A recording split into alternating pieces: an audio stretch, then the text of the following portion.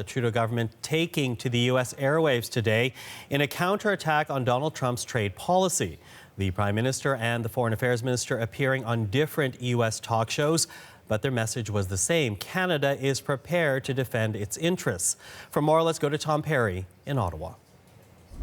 Talked about Donald Trump. He said that, this is a president who prides himself on being unpredictable. But when he was asked about these tariffs that the U.S. president is bringing in and what Trump is trying to achieve, Trudeau just seemed to be really at a loss, saying that he's not sure what the president is trying to do. And he called these tariffs on Canada, on Mexico, on the European Union, insulting and unacceptable. So some pretty tough language there from Trudeau. Now, they talked about other things as well, especially about NAFTA. Still no deal, of course, on NAFTA.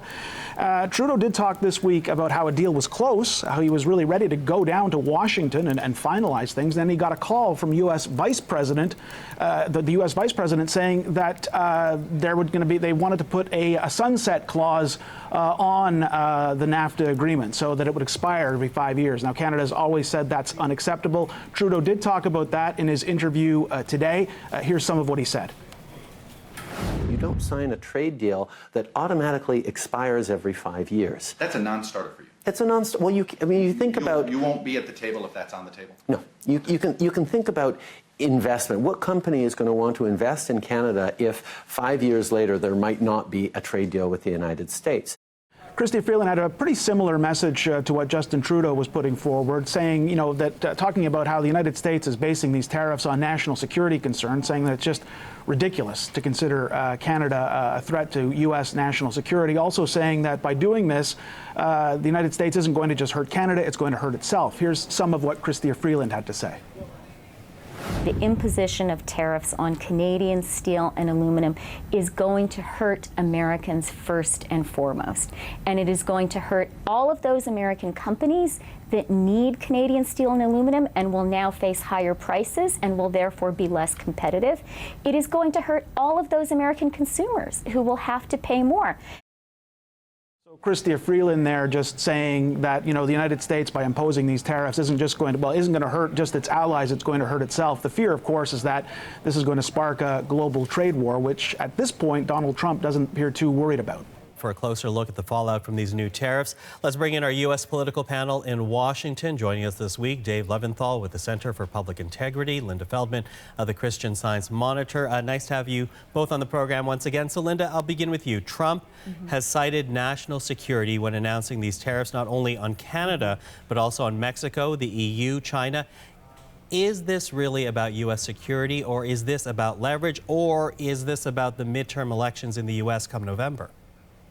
I would say it's about all of the above. It is about leverage. This is what Donald Trump is all about, as he was as a businessman. It's about the midterms. They're coming up in just a few months. He's trying to show himself as being tough and a negotiator and always trying to get a better deal. The security argument is a long-standing argument regarding trade. And as experts on trade point out, there are actually more efficient ways for the United States to create excess capacity in its steel production. The Department of Defense, for example, could subsidize it through the American defense budget, and that would be a fairer way to do this.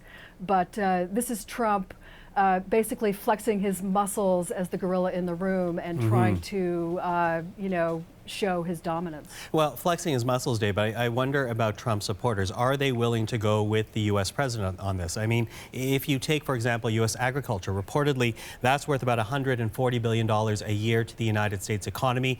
Canada and Mexico account for about $39 billion in exports for the U.S. China, about $20 billion. The EU, around $12 billion.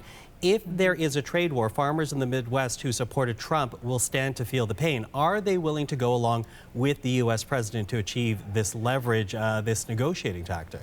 Trump supporters, Michael, are willing to go along with him by and large, at least for now. The big question is, if it really starts to hit them in the pocketbook, are they going to stick with Donald Trump? Nothing can turn somebody off to a politician like getting hit in the wallet. And this is going to be the big question, really, that we see probably not affecting the 2018 midterms so much, because this is a longer term thing. The effects will be measured in years as opposed to days and months. But it's very concerning. And I think we saw from one particular trade issue back earlier this year when there was a tariff put on Canadian newsprint. It was sort of a low profile thing. But hey, for us in the news industry, that hit pretty close to home, and it's had a major effect on news operations and other people who use newsprint. There's no reason to think that this new round of tariffs wouldn't have an effect on many other industries for the various industries that they're in. Linda?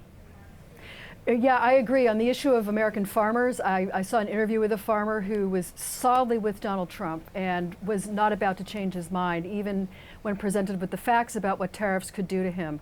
And I think this really speaks to how effectively Donald Trump is speaking to his base.